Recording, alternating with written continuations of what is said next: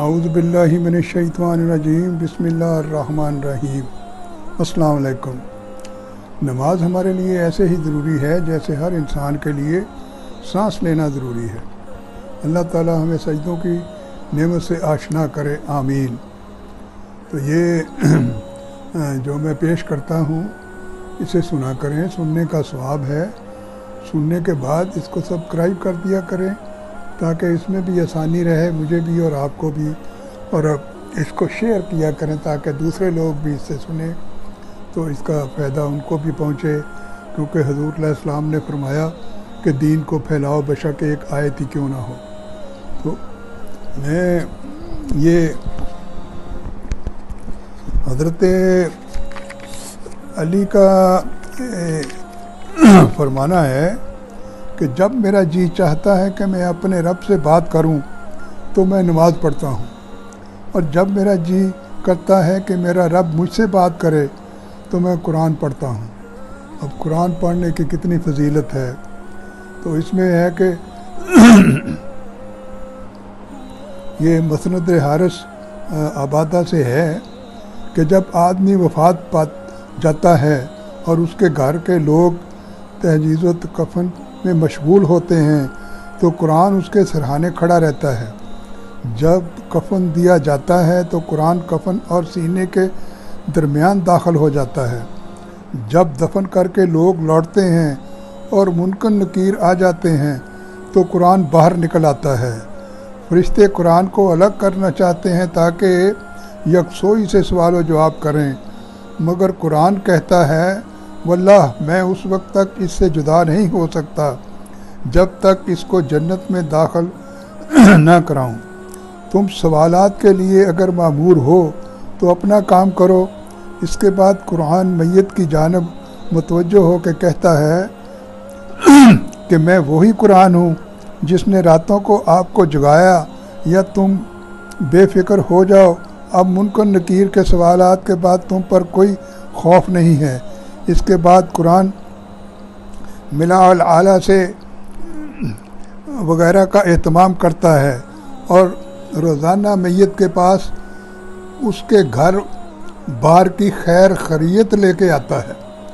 یہ دیکھیں قرآن پڑھنے کا کتنا ہے کہ وہ جب میت چلے جاتی ہے قبر میں تو قرآن اس کے گھر والوں کی خیر خیریت ساری معلوم کر کے میت کے پاس لے کے جاتا ہے روز، کہ تمہارا بیٹا یہ کر رہا ہے، بیٹی یہ کر رہی ہے، بیوی یہ کر رہی ہے، خامد یہ، ماں باپ یہ کر رہے ہیں، ساری خبر ان کو دیتا ہے۔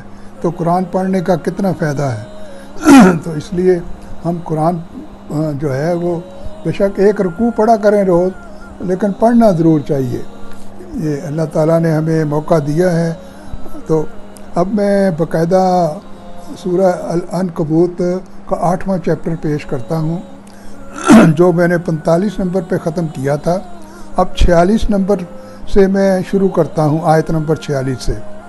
اور مسلمانوں، اہل کتاب سے بحث نہ کرو مگر ایسے طریقے سے جو بہترین ہو، البتہ ان میں سے جو زیادتی کریں ان کی بات اور ہے، اور ان سے یہ کہو کہ ہم اس کتاب پر بھی ایمان لائے ہیں جو ہم پر نازل کی گئی ہے، اور اس پر بھی جو تم پر نازل کی گئی تھی، اور ہمارا خدا اور تمہارا خدا ایک ہے اور ہم اسی کے فرما بردار ہیں۔ یہ بڑی گہری بات ہے قرآن میں اللہ تعالیٰ نے فرمائی ہے۔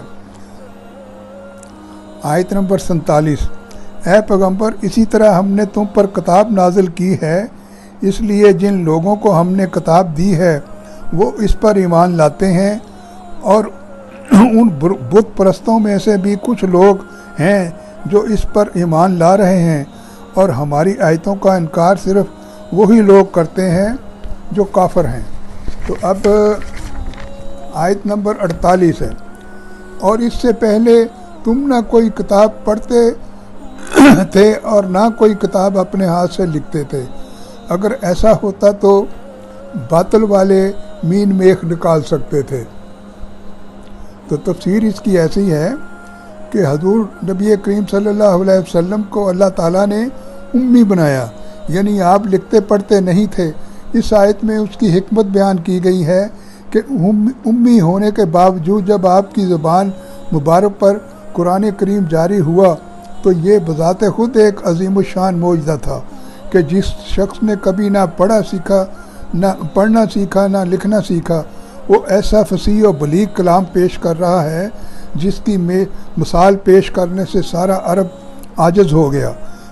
قرآن کریم فرما رہا ہے کہ اگر آپ پڑھے لکھے ہوتے تو آپ کے مخالفین کو یہ کہنے کا کچھ نہ کچھ موقع مل جاتا کہ آپ نے کہیں سے پڑھ کر یہ مضامین اکٹھے کر لیے ہیں۔ اگرچہ اعتراض ان پر بھی فضول ہی ہوتا، لیکن اب تو یہ کہنے کا کوئی موقع ہی باقی نہیں رہا۔ تو اس لیے یہ پروگرام جو ہے میں یہی ختم کرتا ہوں۔ تو میں یہ گزارش کرتا ہوں کہ اپنے بچوں کو عربی زبان پڑھائیں اور سکھائیں۔ جب وہ بچہ پڑھنا سیکھ جائے گا کہ جیسے ایپل میں نے سیب، بھی بوائے میں نے لڑکا، تو پھر وہ قرآن پاک اگر اس طریقے سے پڑھے گا کہ اس کو سمجھ آئے تو پھر بڑا ہو کر بھی وہ اسلام کے راستے پہ چلے گا۔ گھر میں رونق ہوگی، برکت ہوگی، رزق میں فراوانی ہوگی۔ تو اس لیے میری گزارش ہے کہ قرآن پاک بچوں کو ضرور سکھایا کرے۔ اللہ حافظ۔ اللہ تعالیٰ آپ کا حامی و ناصر ہو۔ اللہ حافظ۔